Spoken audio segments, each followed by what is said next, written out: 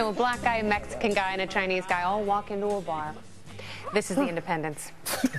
Racism can kill your career, and in the wrong hands, it can kill a joke. When is it okay to use race in your funny business? We have comedians Sherrod Smith and Jim Norton joining the panel of Independence. So when is it a career killer? When the joke's not funny.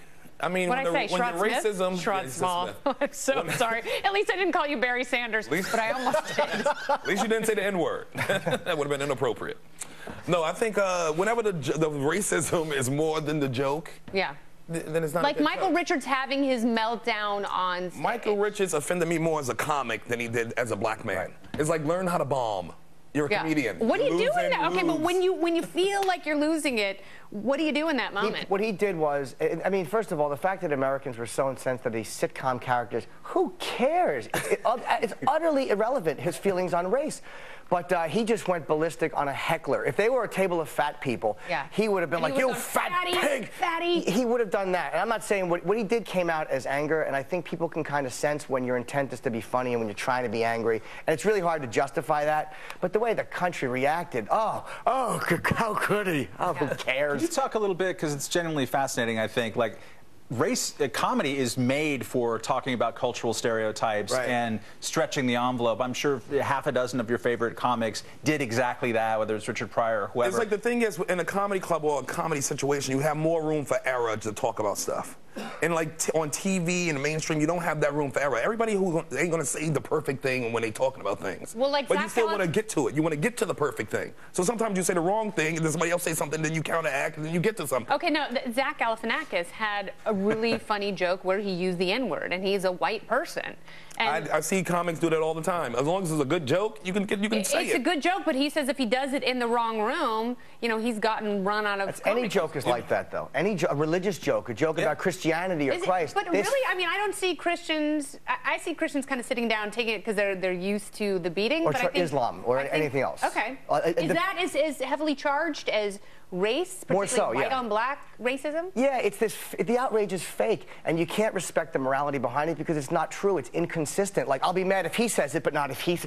It's crap. So you have to address it all as crap. You can't respect it and go, oh God. Like Steve Martin sent out a tweet recently. The intent wasn't to be racist. Yeah, we've got the tweet right here. Yeah, it was harmless, and people got on him about it. It's like, can't you tell this guy's not a racist by his history and the people he does films with and the history he had with Richard Pryor? And come on.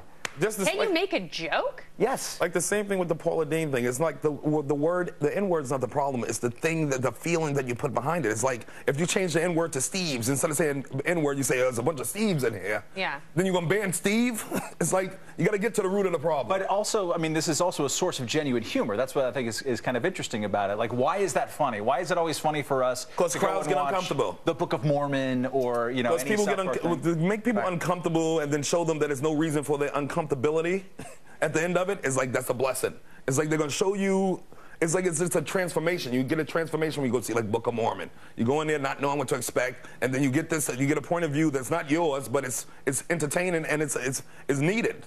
And for some reason, people react to stand-up and the intent being humor. Like, nobody reads a Stephen King book and says, oh, my God, he killed a child. Steve, I'd like an apology. But for some reason, with comedy, they think that their input is like, hey, I didn't go for that. What about Quentin Tarantino? What about Quentin Tarantino getting heat for using the N-word or having his characters... In a book about, or a movie about slavery. Yeah, using the N-word. And he handled it. It wasn't just that, it was Pulp Fiction. And exactly how he should have handled it. He refused to apologize. He said it's ridiculous. He handled it exactly how he should have. He left it alone. He left it alone. That's exactly how he should have had it. You know what? People should be more annoyed at the fact that Jennifer Lawrence beat the girl from 12 Years a Slave for Best Supporting Act. That type of like racism is really weird and subtle. It's not as obvious as just screaming the N-word into a bullhorn. You have any evidence that was racism? What's that? You have any evidence that was racism? No, but it just seems to me that there are. So it's strange. I've seen both films, so yeah, I think it just feels like. Do you think objectively, not the actress racism in 12 Years a Slave was better than her performance in American Pie? Much better. And it's not racism every year. Not racism based. I think those posters had a little racism in it when they had Fassbender all big and then my man who played the slave all tiny in the corner.